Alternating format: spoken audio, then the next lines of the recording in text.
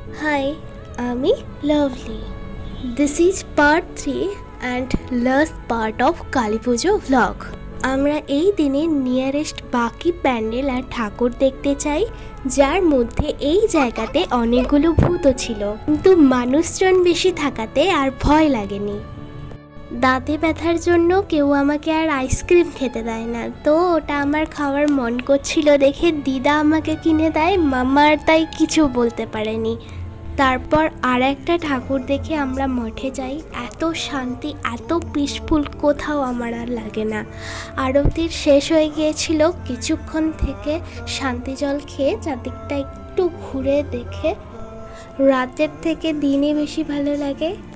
আর বেশিক্ষণ না থেকে বাড়ি চলে আসি। লাইনার পড়তে পড়তে এখন ভালোই পারি।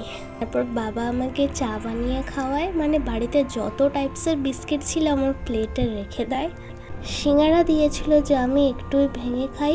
দুর্গা পুজোর থেকে কালী পূজাতে মজা বেশি হয়েছে এবছরটা, জাস্ট বিকজ দিদা এসেছিল বলে। But we all are miss you মামা। তোমাকে ছাড়া আমার কালী পুজো কমপ্লিট হয়েও ইনকমপ্লিট থাকবে।